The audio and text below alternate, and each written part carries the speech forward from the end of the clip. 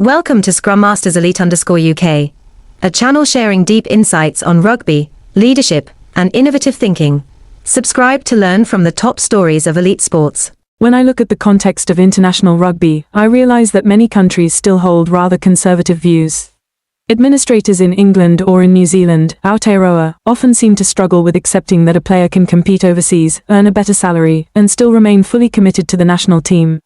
In many areas of life, not only in sports, people tend to cling to old rules, even when circumstances have already changed. When coach Dave Rennie began his role with the All Blacks, he made a very simple yet powerful argument: if a team wants to win a major tournament like the Rugby World Cup, it needs to select the best players available. It sounds obvious, but in practice that obvious idea is often constrained by many regulations and traditional viewpoints. I sometimes wonder, why do simple things become so complicated? Perhaps it is because behind every decision there are many interests, concerns, and pressures. Sports federations are not only thinking about immediate victories, they must also protect domestic competitions, retain talent, and maintain their own image.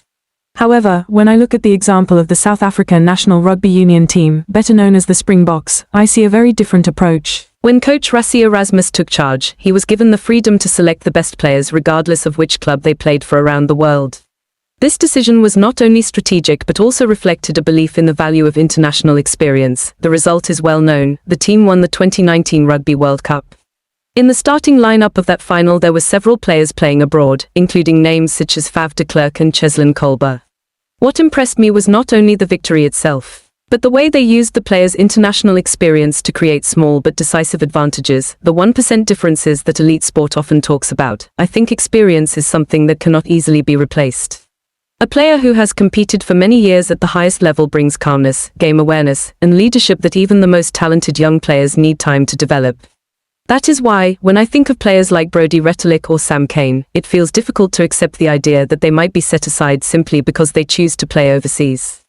In Retallick's case in particular, I see clearly the sacrifice and dedication of a professional athlete. He has spent more than a decade competing at the highest level, has over 100 international caps, and has been a world champion. When a player like that wants to go abroad to secure his family's financial future before retirement, I think that is a very human and very reasonable desire. Another aspect that makes me reflect is how players who go overseas are exposed to different playing styles. For example, when Jordie Barrett spent time playing for Leinster Rugby in Ireland. I believe experiences like that not only help individual players grow but also benefit the national team when they return. Rugby in the Northern Hemisphere has developed very quickly in recent years, and learning from different environments is entirely necessary. In fact, I realize this is a lesson in humility. In the past, New Zealand was often seen as the creative center of world rugby. But times have changed. Other nations have developed, innovated, and sometimes they have done it better. Acknowledging this is not a sign of weakness, it is the first step toward continuing to move forward. Of course, relaxing selection policies is not without risks. One of the biggest concerns is a wave of players leaving domestic competitions. If too many stars depart, the domestic system could weaken. I understand this fear, because any sporting nation needs a strong local league to develop young talent and maintain fan interest. However, I also believe there are ways to find balance.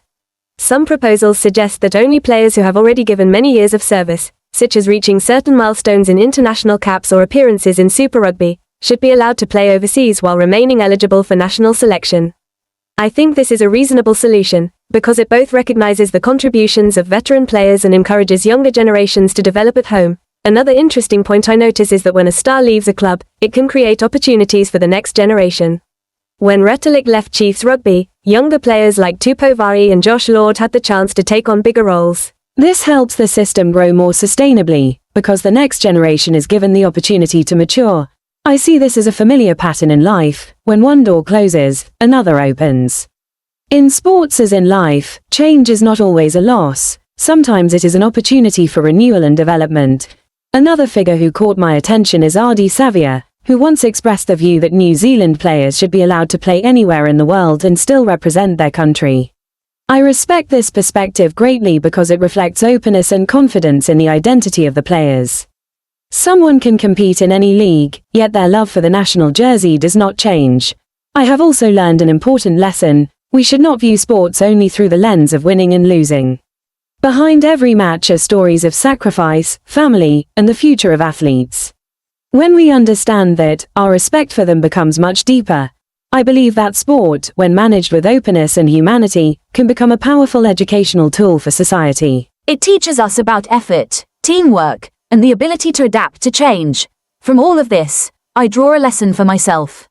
The world is always changing, and if we cling too tightly to old rules without recognizing new realities, we may fall behind. But if we are willing to listen, learn, and adjust, we can turn challenges into opportunities.